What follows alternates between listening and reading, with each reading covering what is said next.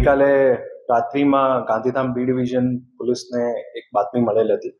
જેમાં ખાડી રોડ વિસ્તારમાં ત્યાં કોસ્ટનો વિસ્તાર છે, ત્યાં જે છે એ અમુક જે એક બેગ્સ હતા એ શંકાસ્પદમાં જે ત્યાં હતા એ પોલીસને જે બાતમી મળી, જેના આધારે પોલીસ દ્વારા ત્યાંની તપાસ શરૂ કરવામાં આવી અને ત્યાં અનક્લેમ જે છે ડ્રગ્સના પેકેટ મળવામાં આવેલ,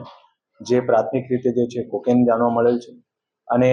એ જે વિસ્તારમાંથી મળેલા છે એમાં અગાઉમાં પણ પોલીસ દ્વારા એક રિકવરી થયેલી છે, જેમાં લગભગ 82 જેટલા પેકેટ હતા, જેમની જે તે વખતની ઇન્ટરનેશનલ વેલ્યુ 820 કરોડ જેટલી હતી. અને અત્યારે જે 10 પેકેટ મળ્યા છે,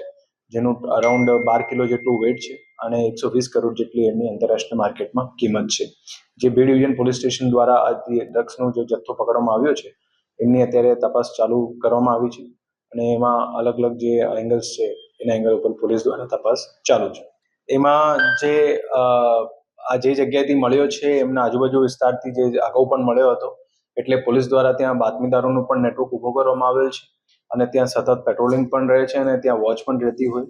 એના જ આધારે પોલીસ દ્વારા અત્યારે આ જે સફળતા પોલીસને મળી છે, જેમાં બાતમીદાર દ્વારા પોલીસને જે એમાં બાતમી મળી હતી, જેના આધારે પોલીસને આ ડ્રગ્સનો જથ્થો પકડવામાં આવ્યો છે. જે આ કોકેનનું છે એમાં નો ડાઉટ એનું એક રેયર સીઝર હોય છે, એ પ્રમાણે